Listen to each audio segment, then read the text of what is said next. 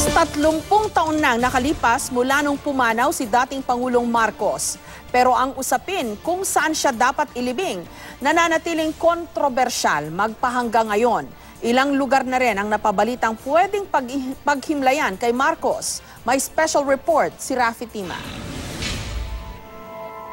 Nakatakda ng mapaso ang status quo ante-order na inilabas ng Korte Suprema kaugnay ng usapin ukol sa pagpapalibing kay dating Pangulong Ferdinand Marcos sa libingan ng mga bayani ngayong October 18. I hope that the Supreme Court will decide not on the emotion, but of course, we know that it will be all legal at the end of the day. What the Supreme Court will rule must be followed. Kami naman, nagsasite kami ng batas, Republic Act 289, na nagsasabi na ang mga presidente na ilibing sa pantheon ng mga libingan ng presidente ay dapat worthy of emulation. Sa tingin naman namin, hindi worthy of emulation ang isang diktador.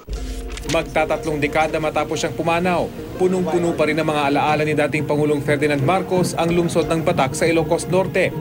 Sa pagpasok ng Administrasyong Duterte, muling uminit ang isyu ng paghihimlay kay Marcos sa libingan ng mga bayani.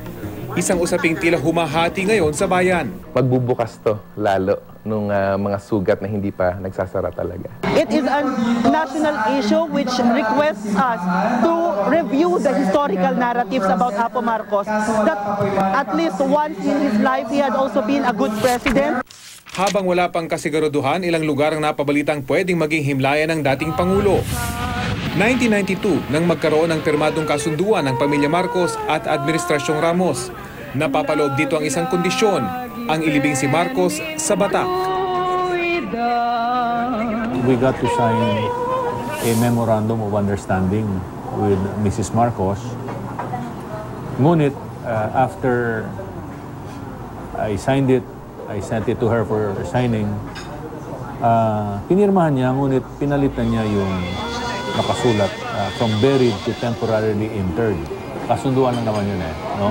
At saka it was good for the term of President Ramos. Kung susundin ang kasunduang ito, dito raw dapat sa Aglipayan Cemetery sa Batak hiniling na nooy nabubuhay pang Pangulo na himlay ang kanyang mga labi, katabi ng puntod ng kanyang inang si Doña Josefa. Pero ayon kay Reverend Father Noel Dacuycoy ng Iglesia Filipina Independiente o Aglipayan Church, naikwentro ni Bishop Manuel Lagasca Sr. na kilalang malapit sa pamilya Marcos ang huling habili ng dating Pangulo bago pumanaw.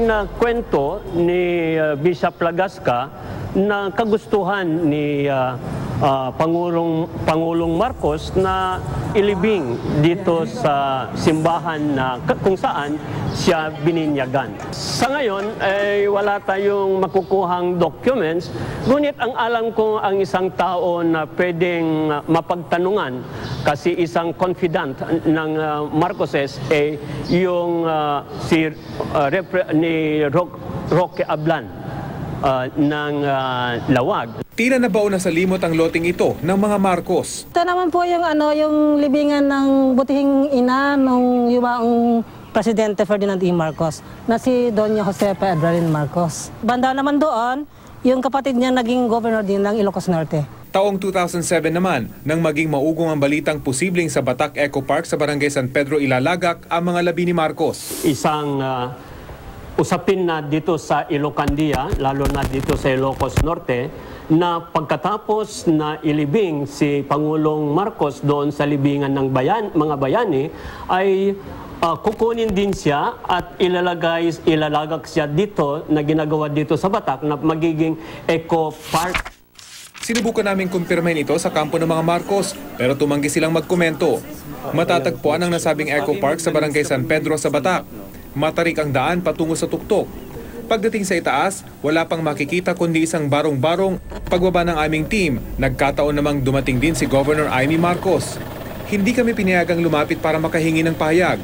Pero sa huling panayam namin sa gobernador tungkol sa planong paglibing kay dating Pangulong Marcos, hindi ako maaring mag-komento sapagkat sub judice at alam mo na yung ating mga abogado ayaw. Ang amin na lang ipinagdadasal namin na magkaroon ng katapusan upang sa wakas magkaisa ang Pilipino.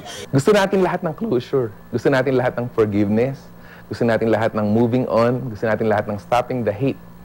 Pero kailangan natin itong gawin sa maingat at sa tamang paraan. Rafi Tima, GMA News.